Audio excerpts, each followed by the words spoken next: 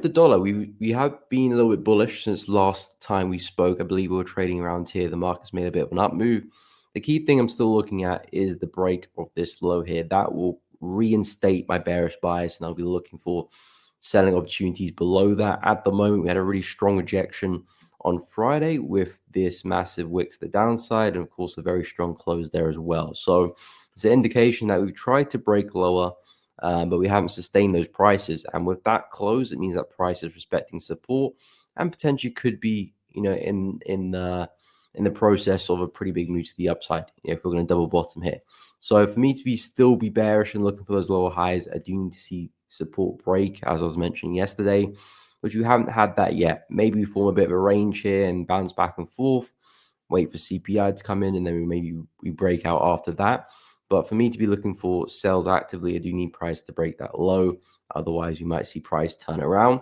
And again, overall, we're still in an area which I only want to be looking for sales anyway, especially as a swing trader looking for the biggest swing in the market. This is still very high prices, significant levels in the market. This is bearish territory. For me to be looking at buying USD or be bullish longer term, I need price to be breaking through these areas, breaking through that resistance, and then I can discuss some buying opportunities.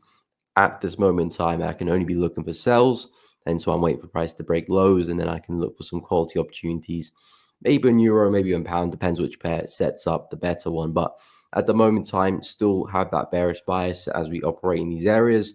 We have seen a lower high and a lower low form since that's happened. Of course, we broke structure, so a lower low, lower high. Just need that bearish momentum to kick back in, and possibly you might see a continuation. But still looking for a drop there for dollar. And again, as I discussed yesterday, these are the prices I'm looking for us to get back into, 104.6, maybe even further if we're really going to have a sell-off. But so far, that's still the idea with the dollar. In terms of EURUSD, again, looking for the exact opposite of this one. This looks like we're having a bit of a correction as well. So, of course, you got one low there, second higher one there as well, and potentially could be seeing a third one.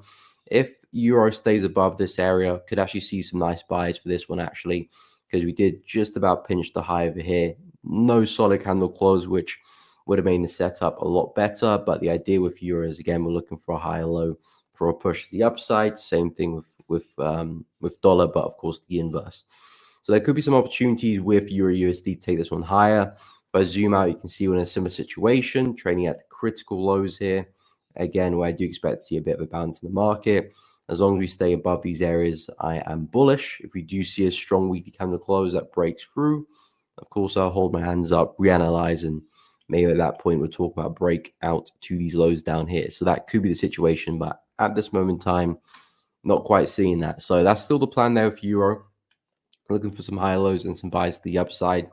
Pound USD, similar situation as well. This one has been a little bit smoother than euro in terms of we broke the highs over here on the left, and then we broke the highs there again. So the market has been slowly pushing to the upside pretty well.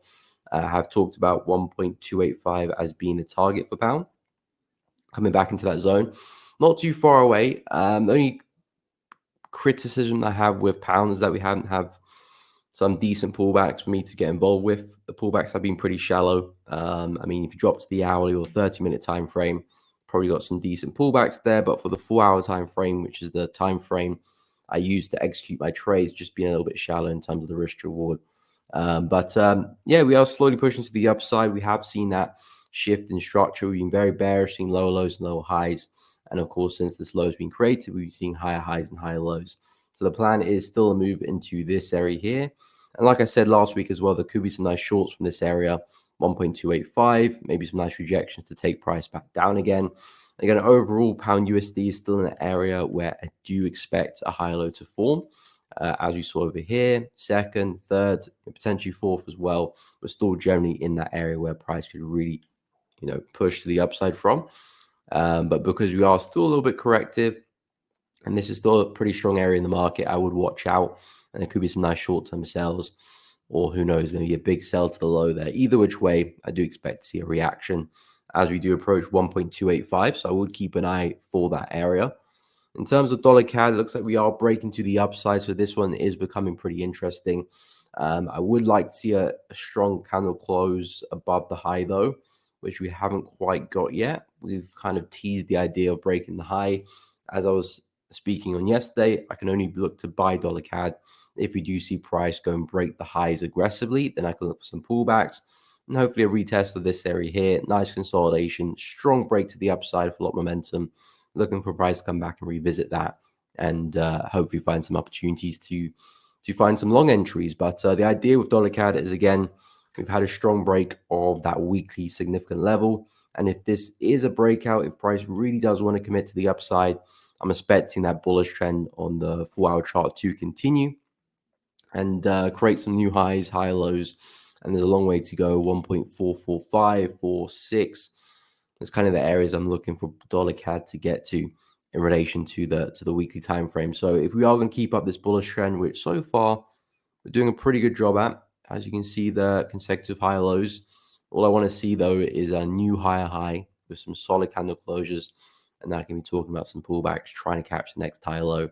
But that is kind of what I'm looking at for dollar CAD. In terms of Aussie dollar, this one is slowly shifting. It's taking its time though. We had a really strong move to the downside kind of since we last spoke. Aussie was pretty weak. Again, we're still trading in that 0.64 area, so overall still pretty bullish from the market. As I said yesterday, looking for price to give us some higher highs, higher lows, and possibly a buy. I don't mind this setup here. The only thing I don't like about it is that we were a little bit too aggressive on this move. If we took our time to the downside, I think that could be a really nice double bottom for a buy.